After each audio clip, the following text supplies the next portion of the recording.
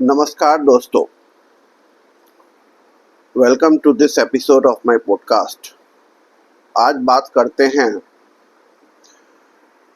तकनीक और टेक्नोलॉजी का कैसे इस्तेमाल करें लोक सेवा, नौकरशाही, दफ्तरशाही में, और how technology can be leveraged in bureaucracy. और खासकर दोस्तों,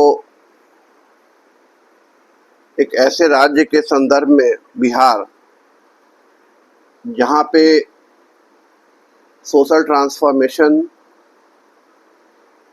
की बहुत ज़रूरत है और जिसमें हमारे ब्यूरोक्रेट्स एक अहम रोल अदा कर सकते हैं।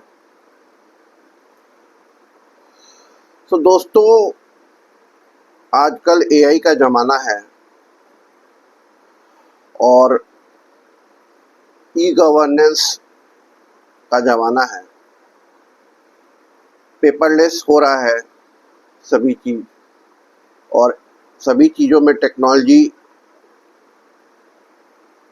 आ रही है, ऑनलाइन हो रहा है, सभी चीज़ों का डिजिटाइजेशन हो रहा है।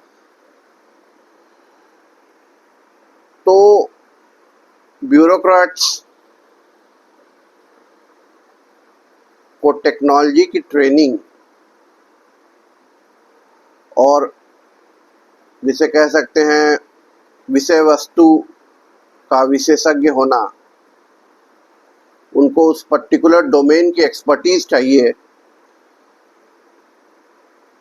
वो टेक्निकल सब्जेक्ट मैटर का एक्सपर्टीज जब तक उन्हें नहीं होगा, वो ट्रेनिंग नहीं मिलेगी, तब तक उन्हें काफ़ी दिक्कतें हो सकती हैं। और इसलिए दोस्तों, ब्यूरोक्रेसी में भी टेक्नोक्रेट्स तो पहले से भी आते थे। आईआईटी और आईआईएम के बहुत सारे इंजीनियर्स आज आईएएस आईपीएस हैं, और उन्हें काफ़ी मदद भी मिलता होगा अपने क्षेत्र में टेक्नोलॉजी के वजह से। तो दोस्तों, ब्यूरोक्रेसी में, लोक सेवा में, इंडियन सिविल सर्विसेज में एक तो प्रॉब्लम होती है जो उनका विभागीय स्थानांतरण हो जाता है। तो किसी एक पर्टिकुलर डोमेन, एक पर्टिकुलर डिपार्टमेंट में जब तक उनकी एक्सपर्टीज होती है, उनका ट्रांसफर हो जाता है। तो एक समयबद्ध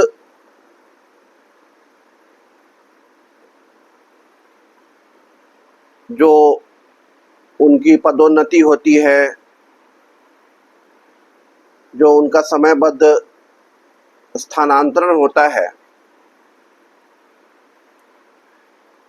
इसको अगर परफॉर्मेंस ड्रिवन और कितने कार्य का उन्होंने निष्पादन किया है अपने क्षेत्र में,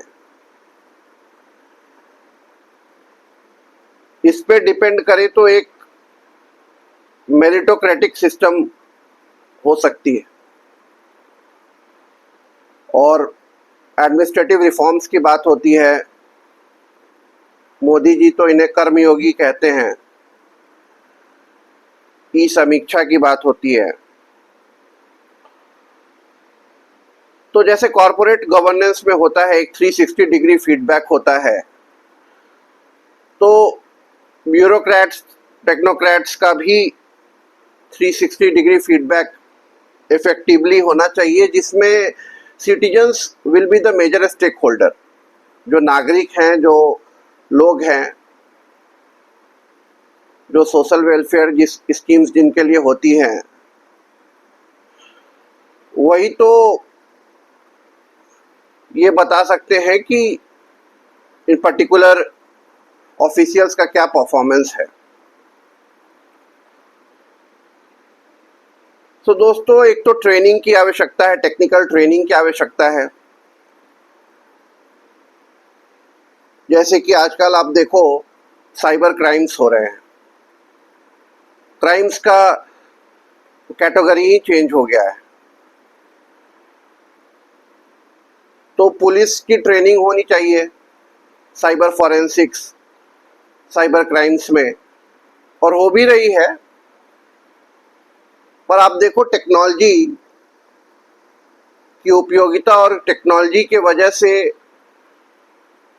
क्राइम हो भी रहा है, लेकिन उसका सॉल्यूशन भी टेक्नोलॉजी ही दे रहा है।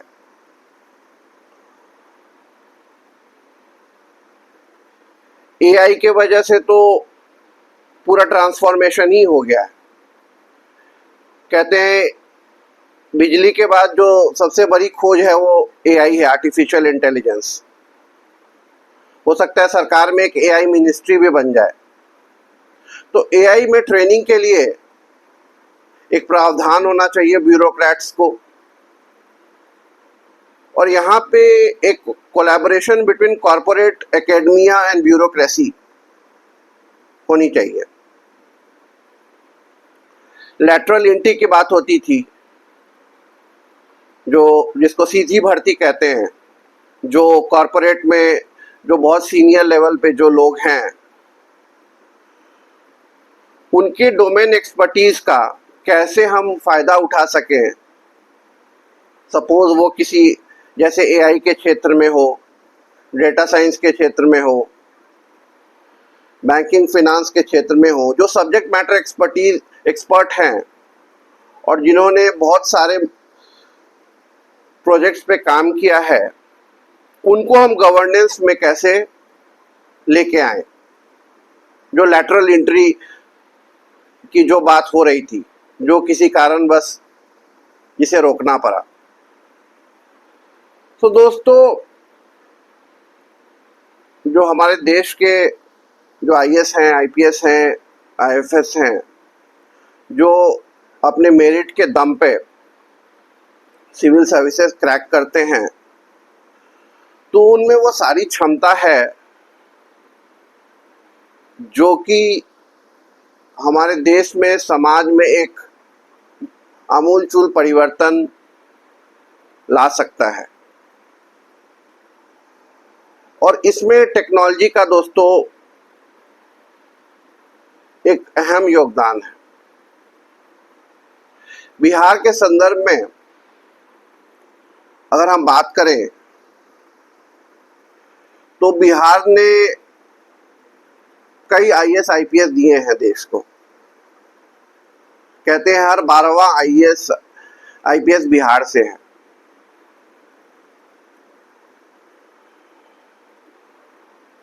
जिनमें एक प्रमुख नाम बिहार से श्री अमृत प्रत्यय का है, जो 91 बैच के आईएएस ऑफिसर हैं, मुजफ्फरपुर से आते हैं। तो कुछ खास जो आईएएस आईपीएस हैं जो फेमस हैं बिहार में, जिन्होंने काम किया है, तो इन्होंने जैसे रूरल इलेक्ट्रिफिकेशन पे बहुत अच्छा काम किया है। बिहार में जो कहते हैं बिजली एक टाइम पे नहीं थी, तो अब 24/7 लगभग बिजली रहती है। फिर इन्होंने रोड्स पे काम किया। कोविड के टाइम पे ये हेल्थ डिपार्टमेंट में थे, और एज ए डीएम इन्होंने बहुत ट्रांसफॉर्मेशनल प्रोजेक्ट, बहुत ट्रांसफॉर्मेशन और बहुत चेंज किया। इन्होंने पहली प्राइवेट पब्लिक पार्टनरशिप पे हॉस्पिटल खोली है, शायद जब वो कटिहार के डीएम थे। सोनपुर मेला में जो अश्लील ऑर्केस्ट्रा और ये सब जो डांस होता था, उसे उन्होंने बंद कराया। इंजीनियर्स की जीपीएस ट्रैकिंग शुरू की इन्होंने। जो इंजीनियर्स जो ऑफिस नहीं आते थे, तो उन्हें वो जीपीएस से ट्रैक कर सकते थे। तो दोस्तों, इन्हें prime minister excellence award in public administration भी मिला। वैसे ही दोस्तों, पुलिस सर्विसेज में बहुत ऐसे नाम हैं जिन्होंने बहुत अच्छा काम किया। RS भट्टी जो यहाँ के DGP थे, कौन नहीं जानता है उन्हें। फिर दोस्तों शिवदीप लांडे महाराष्ट्र से जो आते थे, क्या काम किया था उन्होंने। मेडिकल माफिया और ईव टीजिंग के लिए बहुत काम किया उन्होंने। फिर दोस्तों RCP सिंह की जो रामचंद्र सिंह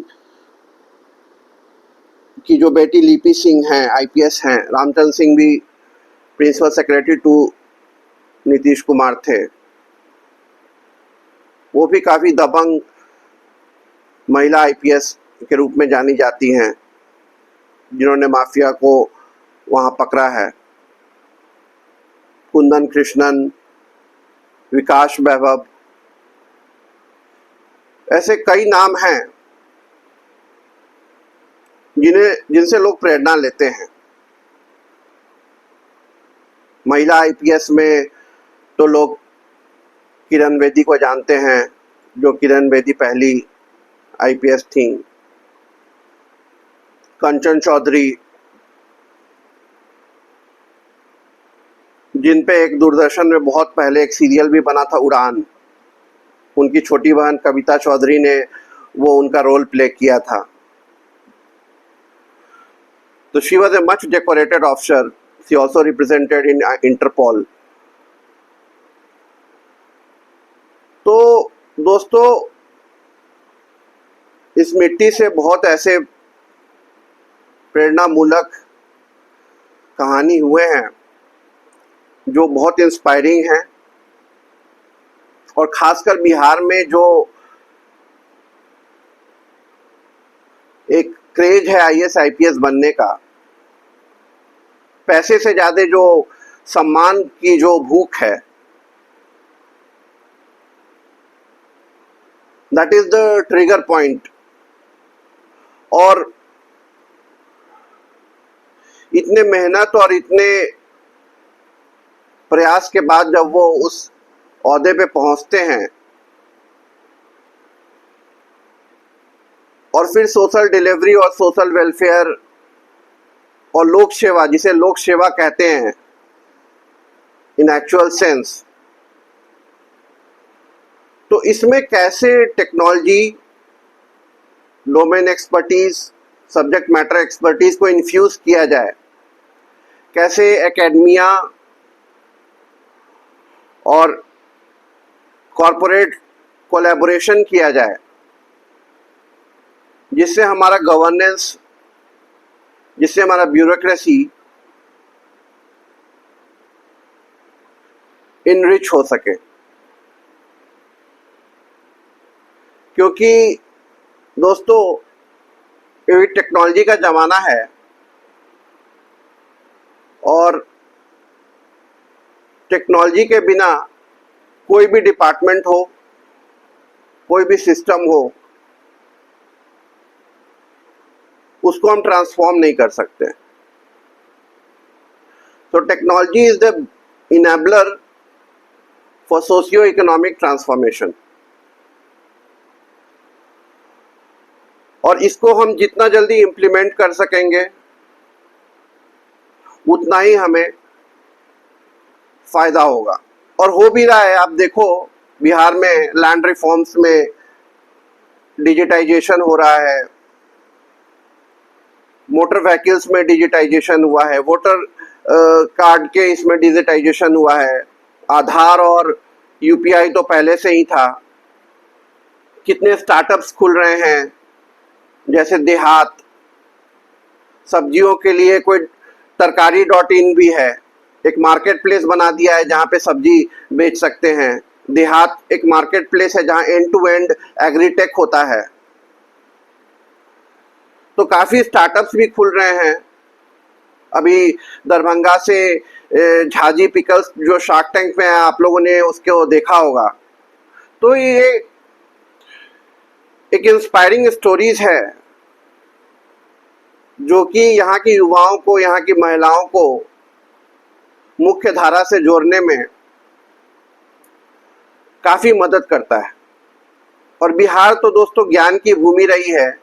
एजुकेशन ही यहाँ का सबसे बड़ा,